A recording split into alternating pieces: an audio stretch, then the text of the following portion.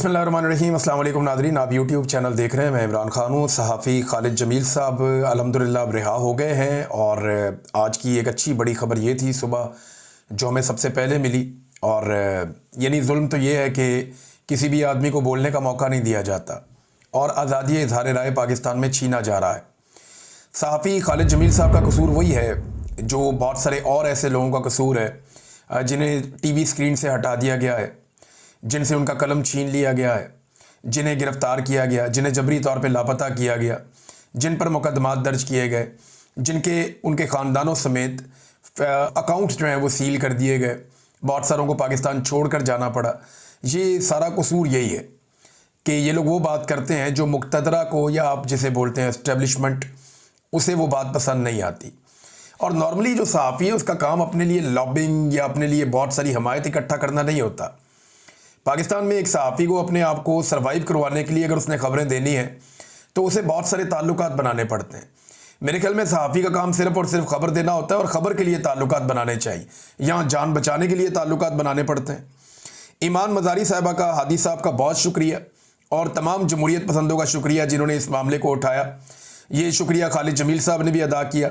मैं भी तहे दिल से शुक्रगुज़ार हूँ कि ये लोग हमेशा जमहूरियत के लिए, आज़ादी या इज़हार राय के लिए खड़े होते हैं। तो आप सबका बहुत शुक्रिया। नदीम अफजल चंद साहब ने एक बात की है, ये बात बड़ी अहम है और चंद साहब जैसे जो सियासी वर्कर्स हैं वो अब इस मामले को समझ रहे हैं। ना सिर्फ नदीम अफजल चंद साहब समझ रहे हैं, आप बाकी पीपल्स पार्टी के या PMLN के लोगों से जो थोड़ा बहुत जमहूरियत में बिलीव करते हैं उनसे आप बात करें तो वो भी ये बात समझ रहे हैं कि प्रॉब्लम बहुत बढ़ गई है।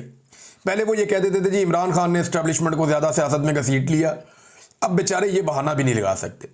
पहले वो ये कह देते थे कि इमरान खान ने हाइब्रिड मॉडल की बुनियाद रखी, अब वो बेचारे ये बहाना भी नहीं लगा सकते। पहले वो ये कह देते थे कि जो सियासत से दूर हो गई थी एस्टेब्लिशमेंट वो PTA की वजह से अंदर आई, अब वो ये भी नहीं कह सकते क्योंकि नून लीग ने और पीपल्स पार्टी ने जिस लेवल के जूते पॉलिश कर दिए हैं उसके बाद उनकी तरफ से अब कोई जस्टिफिकेशन आ ही नहीं सकती। हालात उनके बहुत मुखालिफ हैं। नदीम अफजल चंद साहब कहते हैं ये जो बेजा और फजूल बेगुनाह गिरफ्तारियों का मशवरा दे रहे हैं ना, ये अरबाब इख्तियार के दुश्मन दोस्त नहीं है। अब अरबाब इख्तियार कौन है? जिसके पास इख्तियार है, और इख्तियार किसके पास है? मिलिट्री एस्टेब्लिशमेंट के पास है, और किसी के पास तो पाकिस्तान में इख्तियार है नहीं। अलीमा खान साहबा के दोनों बेटों की गिरफ्तारी के मामले में अब आज के दिन में पेश किया गया उनके दूसरे साहबजादे को, शेर शाह को। अब ये पाकिस्तान से बाहर था, ये वापस पाकिस्तान गया और वहाँ इसे गिरफ्तार कर दिया गया। पहले इसके बड़े भाई को गिरफ्तार किया गया, वो गलती से गिरफ्तार किया गया, लेकिन गोंगलुओं से मट्टी झाड़ने के लिए और अपनी शर्मिंदगी मिटाने के लिए ढीठों की तरह उसका रिमांड हासिल कर लिया गया और जज साहब ने भी उठा के 8 दिन का रिमांड दे दिया। ये जिस जज साहब ने रिमांड दिया इनके बारे में और भी बहुत सारे कारनामे हैं, मैं क्या बताऊं आपको। बहरहाल यहाँ पे रिमांड हो गया और दूसरे भाई को गिरफ्तार कर लिया गया सेम डे में। शेरशाह को गिरफ्तार किया गया और शेरशाह को गिरफ्तार करने के बाद अब उसका 5 दिन का रिमांड दे दिया गया। यहाँ पे अलीमा खान साहिबा से या बाकी लोगों से, इमरान खान की बहनों से मीडिया ने सवालात किए तो कुछ तकरार भी हुई और कुछ चीज़ें बड़ी क्लियर की हैं। ख़ास तौर पे इमरान खान की बहन नौरीन खान साहिबा ने, उनको जब ये कहा गया ना कि जी खाकी वर्दी की तौहीन की गई, खाकी पतलून उठाई गई, तो उन्होंने कहा जी खाकी वर्दी की तौहीन तो 1971 में हुई थी बांग्लादेश में, यानी वो तौहीन नहीं थी, ये तौहीन है, इसको आप तौहीन समझते हैं। और उन्होंने कहा कि ये एक मूवमेंट था और उसकी वजह दोनों बहनों ने ये बताई कि वहाँ पे गोलियां चलाई जा रही थी, एक कारकुन के सर में गोली लगी और वो वहाँ पे जाँ बहक हो गया और उस वक्त वहाँ पे टेम्परेचर कुछ और था। तो उस माहौल में हसन न्याजी ने ये काम किया और उसके पीछे जो पेंट पकड़ाने वाला आदमी था उस हवाले से दावे किए जा रहे हैं कि वो बंदा कोई और था, यानी उस बंदे का आज तक पता नहीं चला। अब ये इल्ज़ाम शेर अफजल मरवत साहब तो लगाते हैं इमरान खान के दूसरे भांजे पे, शेर शाह पे, और यही बात जो है बाकी लोग भी शेर शाह के बारे में करते हैं जो मुखालिफिन हैं। लेकिन वहाँ एक आदमी और भी खड़ा था जिसके बारे में अभी तक सब जानना चाहते हैं कि ये आदमी कौन था। ना इसे पकड़ा गया, ना इसके खिलाफ कोई कार्रवाई की गई। तो गाड़ियों की तोड़फोड़ करते हुए भी नकाबपोश नजर आ रहे हैं 9 मई को, जो तोड़फोड़ कर रहे हैं, मार कुटाई कर रहे हैं, उन्हें आज तक नहीं पकड़ा गया। तो खाकी पतलून की क्या हैसियत है? पतलून हमारे टैक्स के पैसों से खरीदी जाती है। खाकी पतलून की क्या हैसियत है? 1971 में लोगों ने देखी थी। हसन न्याजी ने कोर कमांडर के सामने पतलून तब लहराई जब लोगों पर गोलियां चलाई जा रही थी। ये नौरीन खानम साहब ने ये बात की। अब जो कुछ आलमी इदारे हैं वो भी इसके ऊपर आवाज़ें उठा रहे हैं। Human rights commission of Pakistan ने भी इसके ऊपर एक बयान जारी किया है। वैसे पाकिस्तान में ह्यूमन राइट्स जैसे नहीं है ना, वैसे ही ह्यूमन राइट्स की तंजीमें भी नहीं है। अब मैं बड़े अफसोस के साथ ये बात करता हूँ कि जो ओहदेदार बिठाए गए हैं ह्यूमन राइट्स की तंजीमों के पाकिस्तान में, या जिन पाकिस्तानियों को ये ओहदे दिए गए हैं, उन्होंने हक अदा नहीं किया। यानी मैं ये देख रहा हूँ कि उनके स्टेक्स जो है ना, वो मौजूदा जो वकला की क़यादत है, जो हुकूमत के साथ शामिल है, उनके साथ भी मिलते हैं, और मौजूदा जो हुक्मरान हैं उनके साथ भी मिलते हैं। तो वो इनके जुल्म और सितम के ऊपर आंखें बंद किए हुए, और इस्टेब्लिशमेंट के खिलाफ अपनी पॉलिसी भी उन्होंने नरम कर दी है, सिर्फ पाकिस्तान तहरीक इंसाफ या इमरान खान साहब की मुखालफत में। क्योंकि इमरान खान साहब ने इन लोगों को बहुत पहले पहचान के ये कहा था खूनी लिबरल्स हैं। तो अब वो जो स्टेटमेंट भी देते हैं वो बादल नाखास्ता स्टेटमेंट देते हैं, और अमली तौर पे इन्होंने कोई इकदामात नहीं किए। चाहे अरशद शरीफ की शहादत हो, चाहे मुझे जबरी तौर पे लापता किया गया हो, चाहे और बहुत सारे सहाफ़ियों की, शायरों की गिरफ्तारियां हो, चाहे एक्टिविस्ट की गिरफ्तारियां हो और उनकी जबरी गुमशुदगियां हो, तो इन्होंने उस तरह आवाज़ नहीं उठाई जैसे आवाज़ उठाई जानी चाहिए थी। बहरहाल इस मामले की उन्होंने मजम्मत की है कि इमरान खान साहब के 2 नेफ्यूज़ को 9 मई के अंदर जो है वो गिरफ़्तार किया गया। ये बड़ी ज़्यादती है, और इतने महीनों के बाद, 27 महीनों के बाद दोनों को गिरफ़्तार किया गया। तो ये मैंने आपको पहले बताया था कि ये गिरफ्तारियां जो हैं वो सिर्फ और सिर्फ इसलिए हैं कि अलीमा खानम को दबाया जा सके और वो इमरान खान साहब का मौक़िफ़ बाहर देने से रुक जाएं। क्योंकि देखें, बाहर आकर अगर कोई वाहिद इमरान खान का नाम लेने वाली खातून है, इमरान खान का नाम लेकर आसिम मुनीर के नाम का पैगाम देने वाली खातून है, तो वो अलीमा खानम साहबा। वो साफ बताती हैं कि इमरान खान ने आसिम मुनीर के बारे में ये कहा, ये कहा, ये कहा और ये कहा। तो फील्ड मार्शल को कोई चैलेंज नहीं करता सिवाय अलीमा खानम के। वो बाहर आके साफ बात बताती हैं जो इमरान खान कहते हैं। इमरान खान की पार्टी के लोग अंदर जाते हैं, इमरान खान उन्हें कुछ भी कहते हैं, वो बाहर आकर अपना एक फ़िल्टर लगाते हैं कि उन्होंने सर्वाइव करना है, जिंदा रहना है। अलीमा खानम जो है वो कश्तियाँ चला के हर वो बात कर देती हैं। आज तक जितनी भी बात बाहर निकली हाफिज़ सैयद आसिम मुनीर के बारे में, वो ज़्यादातर अलीमा खानम के ज़रिए से बाहर निकली, इसीलिए उनकी मुलाकातें बंद की गई हैं। मीडिया बोलने के काबिल नहीं है, आपको पता है। मीडिया तो डिस्कस ही नहीं कर पाता, ना एक्सटेंशन डिस्कस कर पाता है, ना कोई और चीज़ कर पाता है। अब मीडिया मालिकान क्यों नहीं ये चीज़ें करते? क्योंकि उनको इश्तिहारात मिल रहे हैं, और इश्तिहारात उन्हें इतने ज़्यादा मिल रहे हैं कि मीडिया मालिकान को वफाक से इश्तिहारात 3 अरब से बढ़कर 11 अरब कर दिए गए हैं। 3 अरब से जो वफाकी इश्तिहारात हैं वो बढ़ा के 11 अरब तक पहुंचा दिए गए हैं। सूबों से अलग उन्हें बिजनेस मिल रहा है मीडिया मालिकान को। लेकिन इसके बावजूद मीडिया मालिकान ने जो है वो बेशुमार सहाफ़ियों को नौकरियों से निकाल दिया। कई इदारे जो हैं वो तनख्वाहें नहीं दे रहे, कई इदारे जो हैं महंगाई के साथ तनख्वाहें बढ़ा नहीं रहे। तो ये सहाफ़ियों के लिए नहीं हो रहा, मीडिया मालिकान को कंट्रोल कर रहा है इस वक्त पूरा का पूरा हुकूमती स्ट्रक्चर। और मीडिया ऐसा कंट्रोल हुआ है कि कोई सही खबर देते हुए, यानी जो बहुत ज़रूरी है, जो अवामी मफाद की खबर है, जिसे हर हाल में दिया जाना चाहिए, हत्ता कि फ्लड के बारे में, दीगर चीज़ों के बारे में, वो महंगाई के बारे में भी बात करते हुए 10 दफ़ा सोचते हैं कि इससे कहीं एस्टेब्लिशमेंट नाराज़ तो नहीं हो जाएगी, हमारे इश्तिहार तो नहीं रुक जाएंगे।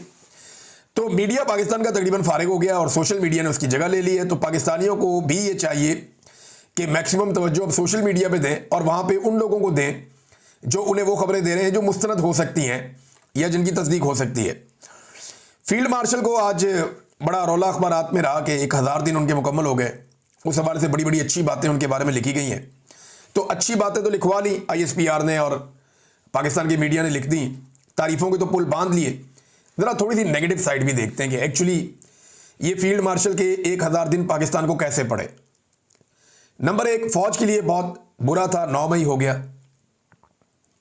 फील्ड मार्शल अगर वो पॉलिसीज़ ना रखते और इमरान खान को गैर कानूनी तौर पे गिरफ्तार करने का हिस्सा ना बनती फोर्सेस, और जो कुछ इमरान खान के साथ हुआ वो तसलसल जारी ना रखा जाता, तो इदारे के खिलाफ लोगों का इतना रिएक्शन ना होता कि वो 9 मई को इदारों के बाहर या इनके दफातर के बाहर एहतजाज करने चले जाते।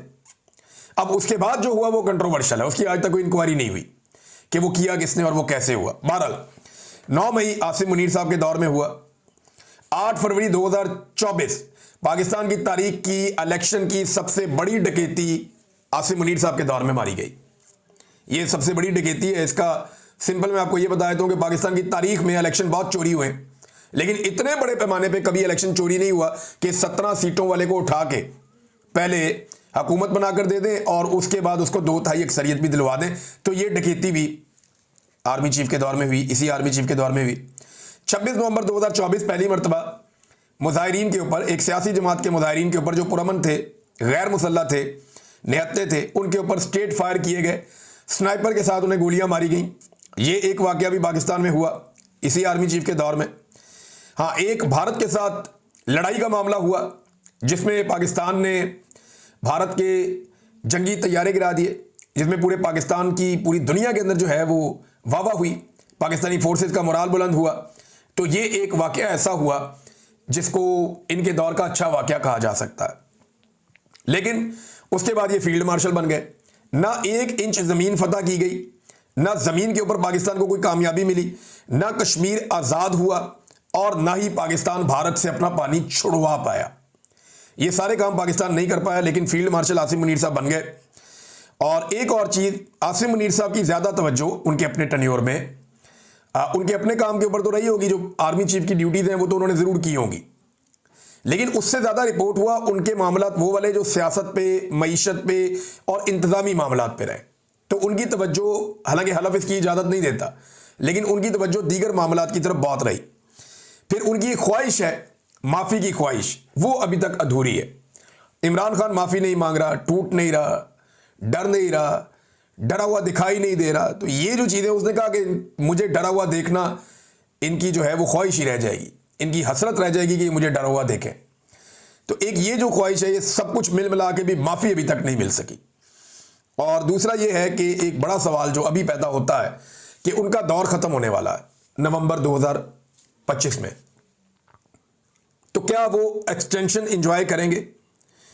उनके दौर में एक कानून बना, और आपको पता है उनके दौर में जितनी भी आइन साजी हुई या कानून बना या तरमीम हुई, वो सारी एस्टेब्लिशमेंट के ज़ेरे निगरानी और उनके दबाव के तहत हुई है।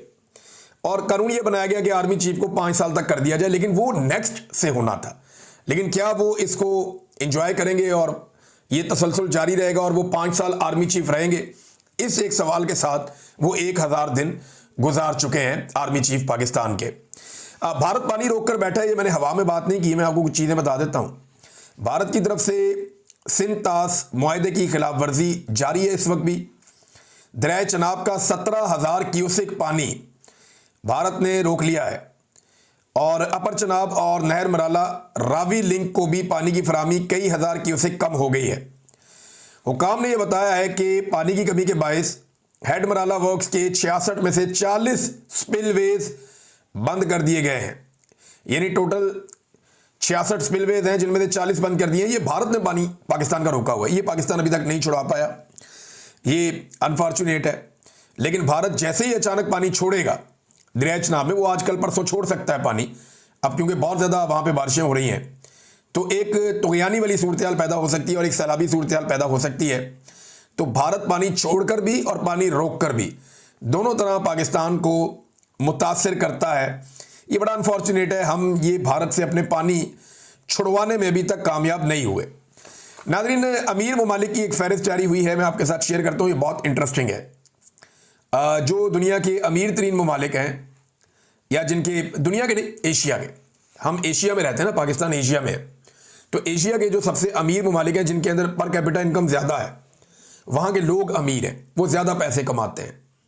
वो ममालिक कौन से हैं? तो जो लिस्ट मेरे सामने आई है उसमें पाकिस्तान तो जाके बहुत नीचे है। ये देखें आप, ये 2-3 लिस्टें मेरे पास, और ये पर कैपिटा इनकम के हिसाब से है। जीडीपी को आप जब पर कैपिटा में कन्वर्ट करते हैं तो नाज़रीन नंबर 1 सिंगापुर है, फिर इसके बाद जनाब मकाओ है, कतर है, ब्रुनेई है, यूएई है, Hong Kong, Taiwan, Bahrain, South Korea, Cyprus, Saudi Arab, Israel, Japan, Kuwait, Russia, Kazakhstan, Malaysia, Turkey, Oman, Maldives, Georgia, China, Turkmenistan, Thailand, Azerbaijan, और चाइना की आबादी देखें आप, 1.5 अरब की आबादी है, फिर भी वो कितना आगे है।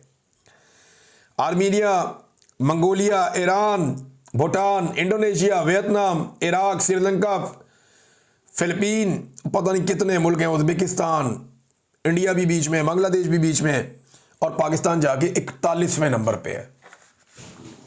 ये पाकिस्तानियों की हालत है पाकिस्तान में। इसीलिए पाकिस्तानी इतने बड़े पैमाने पे पाकिस्तान छोड़ छोड़ कर जा रहे हैं।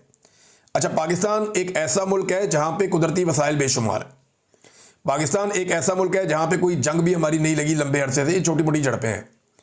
पाकिस्तान एक ऐसा मुल्क है जहां पे हर तरह के वसाइल हैं। ओवरसीज पाकिस्तानियों की तादाद बहुत बड़ी है और अफरादी कुव्वत बहुत अच्छी है और नौजवानों की तादाद भी बहुत ज़्यादा है और हमें चारों मौसम भी मिलते हैं। फिर भी हम इतना नीचे रह गए, इतने गरीब हो गए हमारे लोग। ये सिर्फ हुक्मरानों की पॉलिसीज हैं जिनकी वजह से हम पीछे रह गए। हमें आगे निकलना चाहिए था, लेकिन जो लोग 40-40, 50-50 साल से हमारे ऊपर मुसल्लत हैं वो हमें आगे निकलने नहीं दे रहे। सिचुएशन ये है। नाज़रीन, मुस्लिम लीग नून ने और मुफ्ती मुनीब साहब ने सोहेल वड़ाइच साहब के साथ खड़े होने का फैसला किया। राणा सनाउल्लाह साहब ने सोहेल वड़ाइच साहब के हक में बयान दिया कि ठीक है, उन्होंने जो बात की वो दुरुस्त होगी, लेकिन उसके ऊपर ओवर रिएक्शन आ गया सोशल मीडिया की जानिब से, जिसके बाद ये जो एस्टेब्लिशमेंट ने किया वो किया DGISPR ने। लेकिन मुफ्ती मुनीब साहब ने इसके ऊपर जनाब एक स्टेटमेंट जारी किया। जनाब सोहेल वड़ाइच की इब्तला मुफ्ती मुनीब साहब कह रहे हैं, एक मोतदल मिजाज शख्स हैं, ठहराव के साथ बात करते हैं, लिबरल और सोशल डेमोक्रेट हैं, तारीख का अच्छा मुतालिया है, बड़ी तारीफ़ें की हैं। उन्होंने कहा जनाब के तशबीहात और तमसीलात का अंदाज उन्होंने इसलिए इख्तियार कर रखा है कि बात भी हो जाए और पकड़ाई भी ना दें। वाह वाह वाह, क्या तारीफ़ें हो रही हैं। ये मुफ्ती मुनीब साहब कर रहे हैं। कौन से वाले भला? वो चांद देखने वाले जो हैं, रोयत हलाल कमेटी वाले। तो उसके बाद जनाब कहते हैं थोड़ी सी बेएहतियाती इनसे हो गई है और फील्ड मार्शल वाली आगे उन्होंने वो जिक्र किया सारा। फिर अहादीस के मुताबिक उन्होंने हमारी हदीस व फ़िक़्ह के उसूल के मुताबिक भी उन्होंने आगे बात की। तो फिर उन्होंने कहा जनाब के नरमी की गुजारिश भी की, लेकिन उन्हें रियायती नंबर दिए जाने चाहिए, हम सब ने मिलकर आगे चलना है। मुफ्ती मुनीब साहब, सोहेल वड़ाइच की दफ़ा आपको एक स्टेटमेंट दिया DGISPR ने, और आपने क्या उर्दू और अरबी का और क्या ज़बान आप इस्तेमाल की अदबी, और आपने उनके लिए कैसा रास्ता बनाया। आपने ये रास्ता इद्दत वाले केस में क्यों नहीं बनाया? मुफ्ती साहब, आपने ये रास्ता तब क्यों नहीं बनाया जब अरशद को शहीद कर दिया गया, शहीद अरशद शरीफ को पाकिस्तान छोड़कर जाना पड़ा? आपने ये रास्ता साबिर शाकिर के लिए क्यों नहीं बनाया? आपने मुईद पीरज़ादा का नाम क्यों नहीं लिया? मुझे पाकिस्तान के इदारों ने 5 महीने तक जबरी तौर पे लापता रखा, तब आपने कोई स्टेटमेंट क्यों नहीं दिया? पाकिस्तान के अंदर जुल्म और बर्बरियत का बाजार गर्म किया गया, आप नहीं बोले। लेकिन आप बोले कब? आप ये ना, मौलवी हमेशा एस्टेब्लिशमेंट के साथ जुड़ा हुआ होता है। पाकिस्तान का मौलवी, ज़्यादातर मौलवियों की बात कर रहा हूँ मैं, ये जो बड़े बड़े मौलवी हैं, मेरे उलमा इकराम मेरे सर का ताज है, मेरे लिए बड़े काबिल एहतराम है। लेकिन ये इस किस्म के मौलवी जो है सरकारी मुल्ला, ये हमेशा 2 नंबरी करते हैं, फ्रॉड करते हैं। ये मुल्ला मिलिट्री अलायंस ने पाकिस्तान को बर्बाद किया है। अब ये देखें ना कैसे आ गए मैदान के अंदर। भाई, जितना जुल्म पाकिस्तान की एस्टेब्लिशमेंट ने पाकिस्तान के ऊपर आज तक किया, आपने टके की जुबान नहीं खोली। फातिमा जिन्ना के लिए आप लोग नहीं बोले, लियाकत अली के लिए आप लोग नहीं बोले, जुल्फिकार भुट्टो के साथ जुल्म हुआ आप नहीं बोले। जब एस्टेब्लिशमेंट ने नवाज शरीफ के साथ जुल्म किया आप तब भी चुप रहे। जब एस्टेब्लिशमेंट ने इमरान खान के साथ जुल्म और जबर किया, औरतों को जेलों में डाला हुआ है, सड़कों पे घसीटा, आप नहीं बोले। और आज एक स्टेटमेंट के ऊपर आप बोल पड़े। बहुत सियाने हैं आप लोग और मिलकर चलना चाहते हैं, इन्होंने मिलकर ही चलना है। लेकिन ना, मौलवी की बात जो आखिरी है ना, वो सबसे इंपॉर्टेंट है। उन्होंने कहा लेकिन उन्हें रियायती नंबर देने चाहिए, हम सब ने मिलकर आगे चलना है। हम सब ने नहीं, मुल्ला मिलिट्री ने मिलकर आगे चलना है। ये जो अलायंस एक बना हुआ है ना खौफनाक किस्म का, इसी अलायंस ने मिलकर आगे चलना है। यही मौलवी इमरान खान साहब के दौर में जब तनकीद हो रही थी, जब इमरान खान साहब आलमी सतह पर आवाज उठा रहे थे नामूस रिसालत के लिए, तो ये मौलवी सड़कों पे थे। और जब मौजूदा रिजीम जो एस्टेब्लिशमेंट का लाया हुआ है, ये जाकर उन्हीं लोगों को जफ्फे डाल रहा था, तो ये मौलवी अपने हुजरों में थे। ये है इनकी टोटल औकात। अब तक के लिए इतनी, अपना ख्याल रखिएगा, अपने चैनल का भी। अल्लाह हाफ़िज़।